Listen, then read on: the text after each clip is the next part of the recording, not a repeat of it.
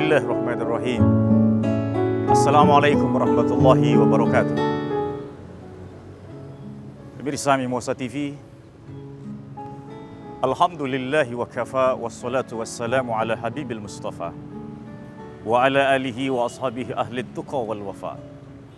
Allahumma salli ala Sayyidina Muhammad ibn Abdillah, imamil muttaqin, sayyidil ghurril muhajjalin, wa ala alihi wa ashabihil mujahidin al-zahirin, amma ba'du.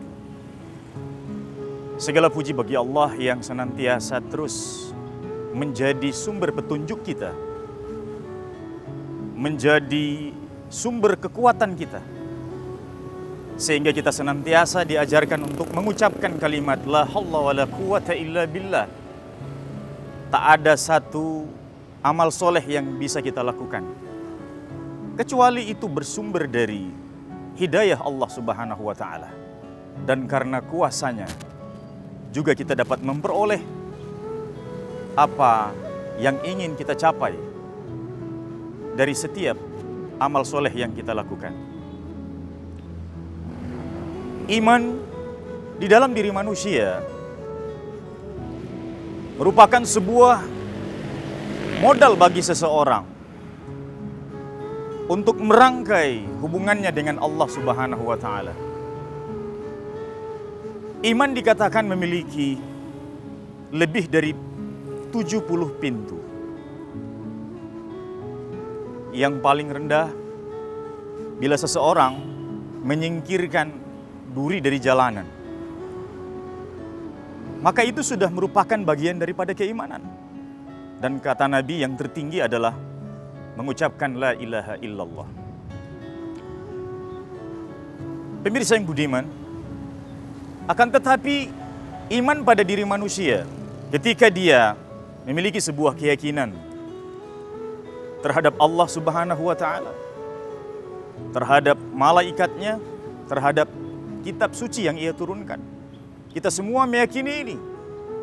Semua bukti-bukti tanda kebesaran Allah menjadi sebuah jalan bagi kita untuk meyakini adanya kekuasaan Allah. Akan tetapi, pada situasi-situasi tertentu, terkadang iman selalu dipengaruhi oleh keadaan yang sedang kita alami. Ini juga seperti yang diakui oleh para sahabat. Ketika para sahabat bersama Rasulullah dan Nabi menceritakan gambaran surga dan neraka, seolah-olah para sahabat bisa menyaksikan surga dan neraka. Tetapi begitu mereka meninggalkan majelis bersama Rasulullah, istri dan anak-anak mereka menyibukkan mereka hingga melupakan peringatan dari Rasulullah. Maka situasi-situasi yang kita hadapi juga akan seperti apa yang dialami oleh para sahabat. Saat kita dalam situasi sedang tenggelam dalam perkara duniawi, maka suasana itu akan membawa iman berada pada kondisi yang semakin menurun. Dan saat kita sedang berada pada situasi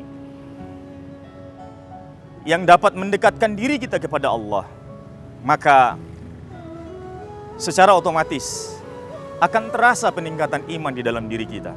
Nabi sudah mengingatkan dalam sebuah sabdanya, al-imanu yazidu wa yankus. Iman itu dapat mengalami keadaan naik dan keadaan turun. Yazidu bit taqwa. Dia dapat naik karena ketakwaan. Wa yankus bil ma'siyah. Kondisi yazid wa yankus akan selalu silih berganti tergantung pada keadaan yang dialami oleh seorang hamba. Maka kita harus memahami setiap situasi yang sedang kita hadapi, agar kita senantiasa memiliki kewaspadaan iman, agar iman tidak terus terpuruk ke dalam kondisi yang lebih rendah lagi. Andai seseorang ketika dia rajin melaksanakan ibadah sholat wajib, berupa sholat 5 waktu, ditambah dengan sholat nawafil, begitu banyak sholat sunat yang dia kerjakan, tapi ketika dia berada pada situasi yang dapat menurunkan keimanannya, maka kondisi iman ini akan mengalami kelesuan. Amal solehnya lambat laun akan menurun. Antusiasme dia untuk beribadah kepada Allah semakin lama, semakin tidak terasa nikmatnya di dalam hati seorang hamba. maka dalam situasi iman kita sedang dalam keadaan turun, carilah sarana-sarana yang dapat meningkatkan kembali keimanan kita. Ketika Nabi mengingatkan para sahabat tentang meningkatkan keimanan, jaddidu imanakum, perbaharui iman kalian. Ini adalah kiat dari Rasulullah. Kemudian para sahabat bertanya, kaifa nujaddidu imanana ya Rasulullah? Bagaimana kami dapat meningkatkan keimanan kami ya Rasulullah? Maka Rasulullah memberikan sebuah solusi, yaitu sebuah cabang iman yang paling puncak. Aktsiru min qawli la ilaha illallah. Perbanyak oleh kalian mengucapkan kalimat tauhid la ilaha illallah. Tentu saja ini hanya satu sarana agar kita dapat menjaga kestabilan iman kita. Begitu banyak sarana zikir yang bisa kita manfaatkan dalam setiap aktivitas kita. Ketika kita sedang naik kendaraan, kita bisa menghidupkan zikir subhanallahi wa bihamdi, subhanallahil azim. Ketika kita sedang berhadapan dengan makanan, kita bisa menghidupkan zikir-zikir Bismillahirrahmanirrahim sebelum menyentuh makanan kita. Allahumma barik lana fima razaqtana, merupakan lafaz yang senantiasa akrab dengan orang beriman. Maka siapapun bisa mengalami situasi yang dapat menurunkan keimanan. Olehnya itu tidak ada jalan keluar bagi setiap kondisi iman yang sedang mengalami keterpurukan. Maka dalam situasi yang cenderung mengalami fluktuasi iman, kita harus senantiasa menyiapkan segala macam bentuk sarana agar keimanan kita senantiasa dapat terjaga. Yang pertama, mari kita jadikan Al-Quran sebagai pedoman bagi kita untuk kita tadabburi agar dia menjadi sumber energi bagi iman kita. Kita baca terjemahannya, kita baca artinya, kita pahami isinya, sehingga tidak hanya sekedar kita membacanya dalam niat untuk mentilawahkan Al-Quran, melakukan Al-Quran, tapi kita pun mampu memahaminya, dan ini dapat meningkatkan keimanan kita.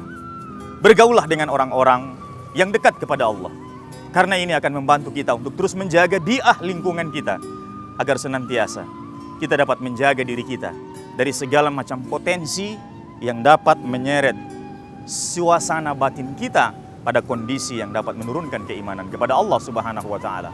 Pemirsa yang budiman, inilah saja yang bisa kami sampaikan pada kesempatan Kultum sore ini.